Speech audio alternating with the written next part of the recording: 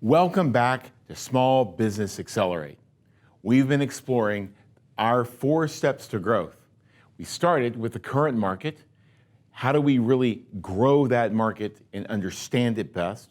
How do we build a sales strategy for this growth of the current market, moving to adjacent and new customers? Then what is our operation and outreach strategy to actually make that occur? What are the people, the processes, and the strategies? How do we measure the efficiency of all those activities? Now, as we move into session number 8, we're going to be looking at our growth plan. This is building this out, starting with defining our goals and our plan to reach the sales strategy and company growth we have defined earlier in our project.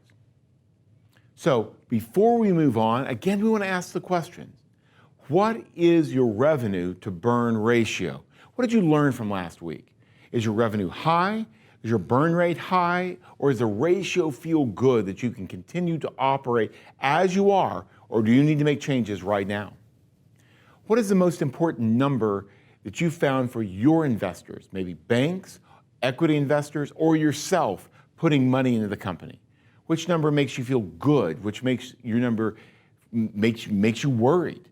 Which of the numbers you looked at tells you you're on the right track and you want to certainly monitor it with more frequency?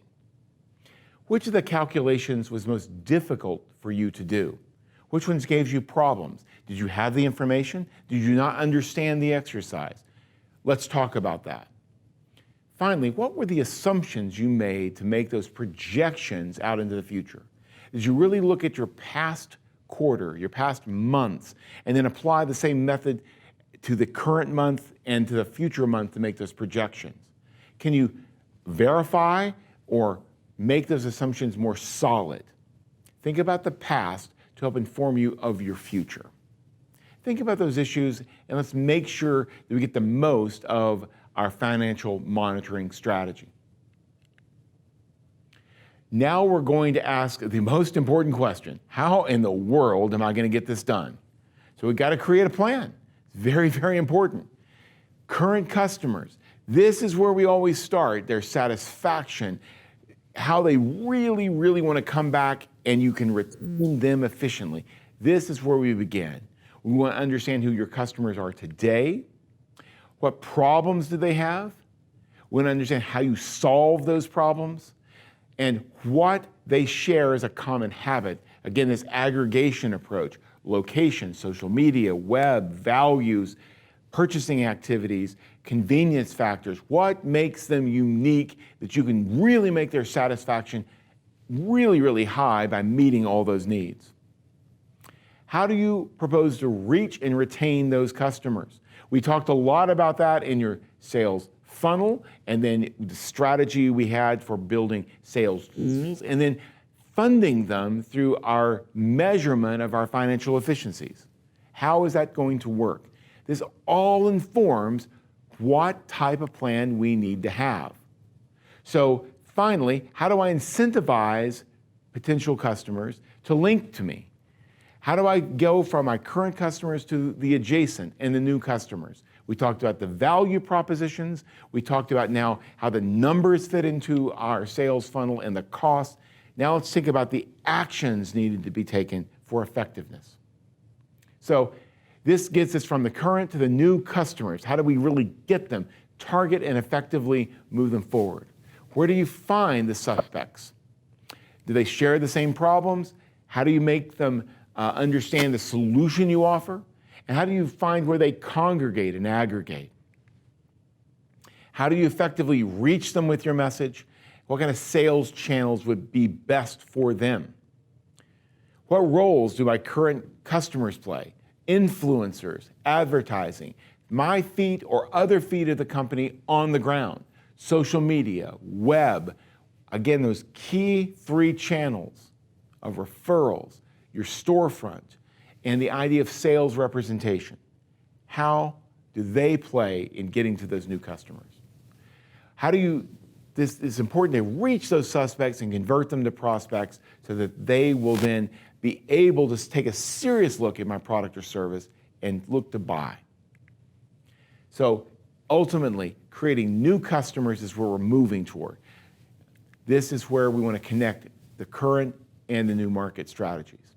So connecting the new customers and how are you going to pay for it, this links together the plan and the budget. We've spent a lot of time in the last two sessions looking at the plan and the budget. Now we're going to look at how do we really design our goals and how do we design a plan to meet those goals. So where do you want to be in 1 year? This is always a good question. You may have plans for 4 years, but let's just take 1 year in the future. We want to create a SMART goal, one that's specific, measurable, achievable, results-focused, and time-bound to define where you want to be in that first year and how you can win. Now, what do I mean by those words, SMART? Well, specific needs to refer to a simple and clear statement. What, why, and how. Second, measurable. This means it needs to include numbers, so I know if I'm achieving the goals that I have placed out for myself. This involves possibly dates, costs incurred, numbers of sales, actors involved. How do I know if I'm on track or not? Achievable.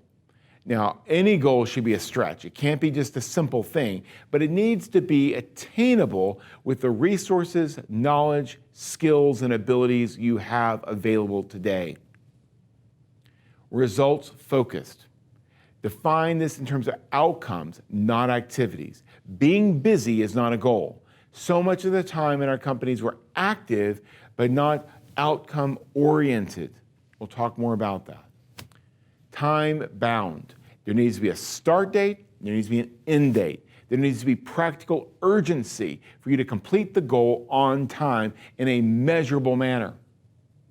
So, again, let's look at an example of how this would work. Goals are critical because the necessity of achieving goals leads me to be creative, to invent, to be innovative. So as an example, we'll just use a simple one. We want to obtain truck titles. Why that? It's because actually something we talked about in one of our earlier training sessions in one of our earlier programs. We had 2 trucks, this company did, currently with outstanding loans that need to be paid off so they could be converted from a liability to an asset.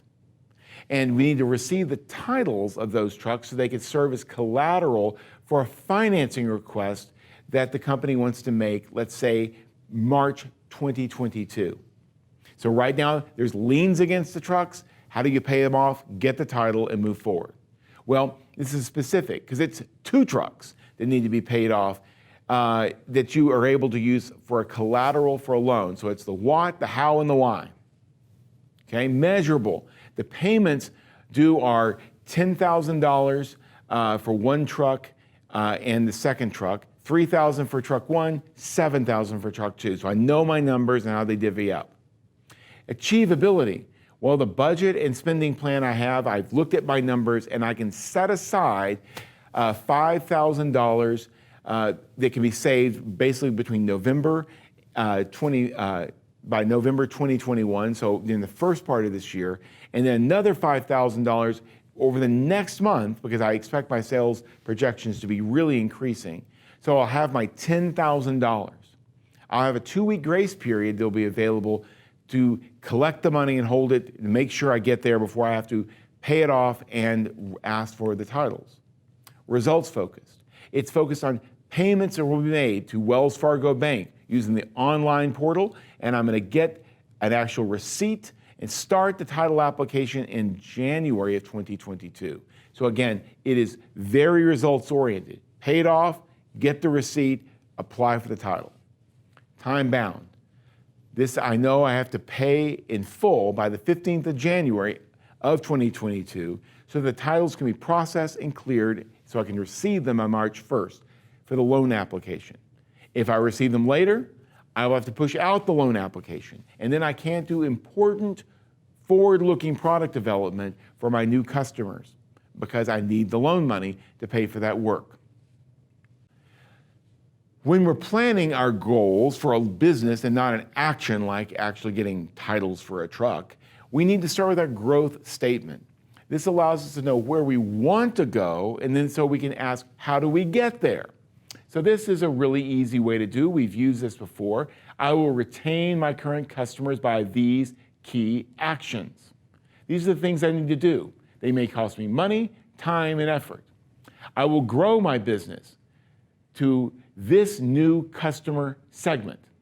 They are characterized by this problem, buying habit, value recognition. They aggregate together in behavior in a certain way. They experience my value proposition in this particular way, why they want what I offer rather than others.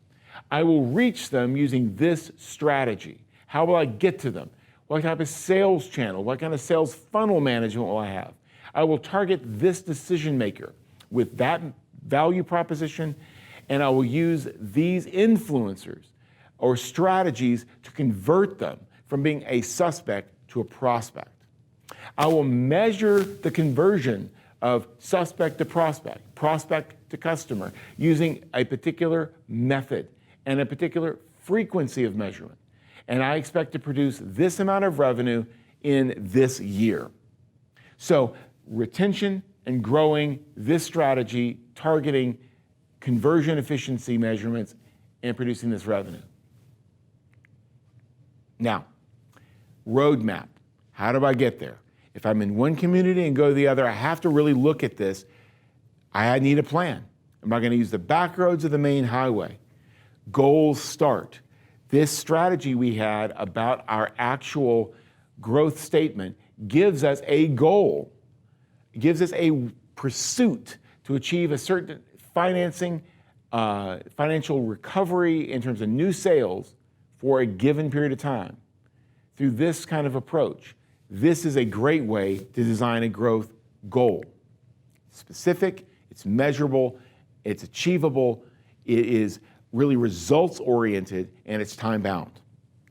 So again, the plan, you need a goal, you need steps to take to achieve that goal. You need metrics to measure if I'm on the right track. Remember, it needs to be measurable. So what are the key steps you need to take? Physical changes to the business, product or service changes, regulatory compliance. Could it be that you need a team strategy, adding people, training people, removing people?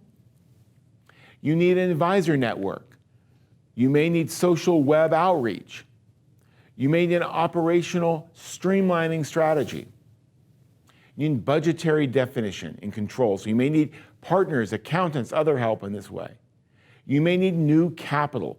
What is it that your key steps are to get to the goal that you have? Define those steps. What is needed to achieve that growth goal that you defined in the previous slide? This causes us planning. You got this guy looking at the mountain and going, I need to get there. There's a lot of distance and strategies between here and there. How does that happen? Well, you're going to have to put one foot in the front of the other to move forward. So what are the key markers to know that I'm going up the right way of the mountain and not get myself to a cliff that I have to jump off of or span or have to retrace my steps? Is there a focus on the mountain or the path or both? And I'm going to argue it always needs to be both. What are the metrics to say that I'm on time, that I won't be stranded on top of the mountain in the middle of the evening when it starts to get really cold? Or should I stop where it's a lower point for the night and climb the rest of the mountain the next morning? Understanding that allows you to plan your path. And I love the idea of dominoes, where you line things up, and then if you push them down and you've lined them up appropriately, knocking down the first one has a chance of really knocking out all the dominoes in a sequence. And that allows us to complete something that looks really cool when it's finished. Well, state the goal. What is the first thing you need to do, that growth strategy we talked about?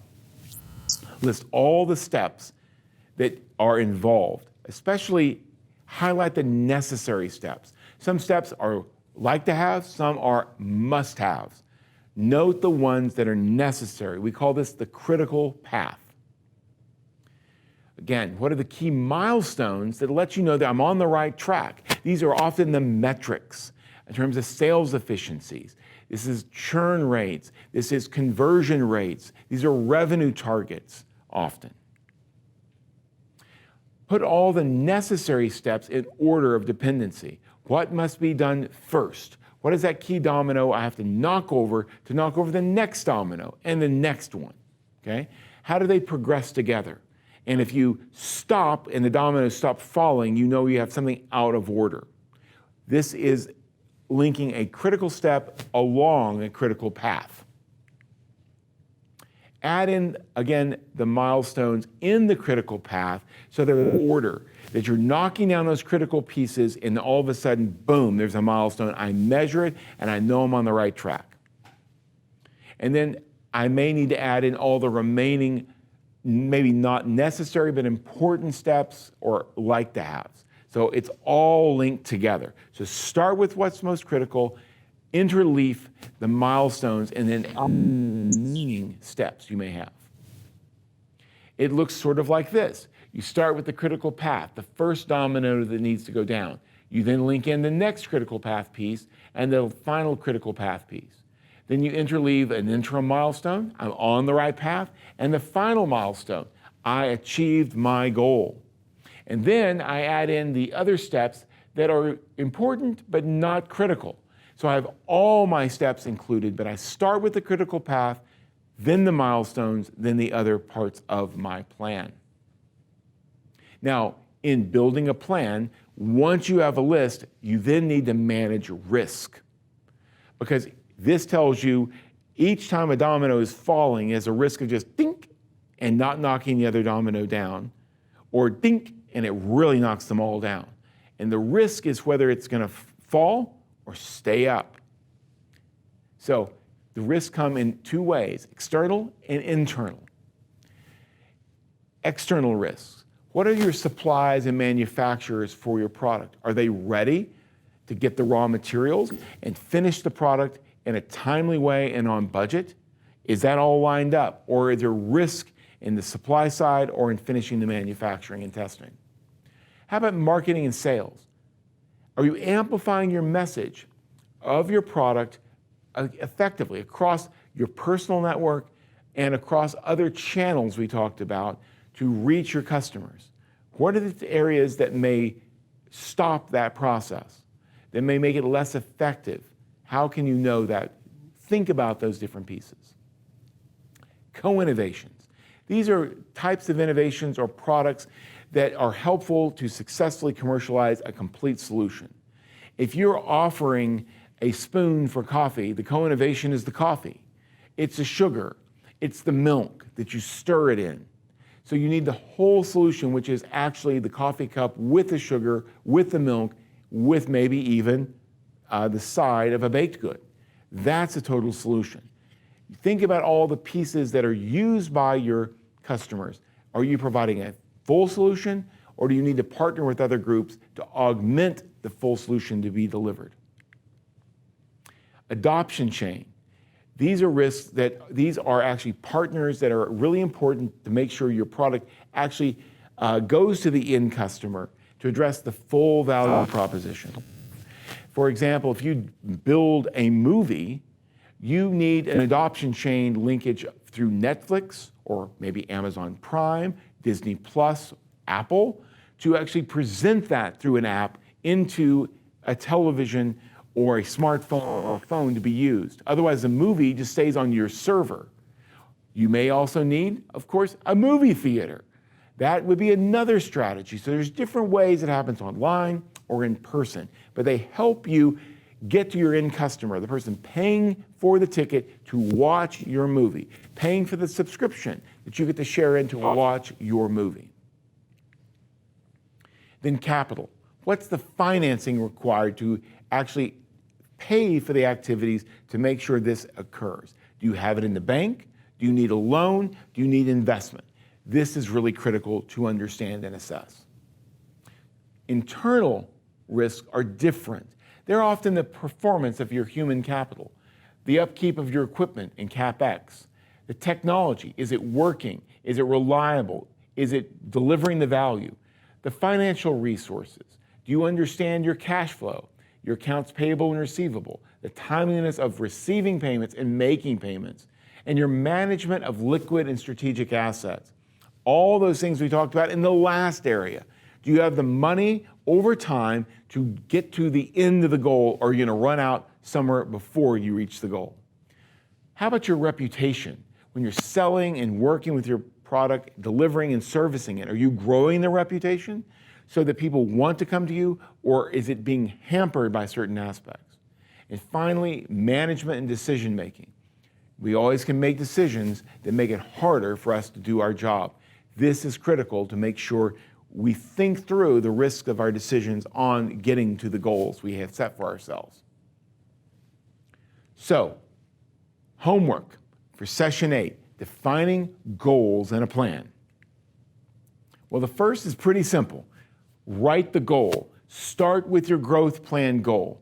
Write it down and ask some questions. Is this something you can accomplish? Is this something you want to do? Can you do it? How will you measure if you're on the right path or not?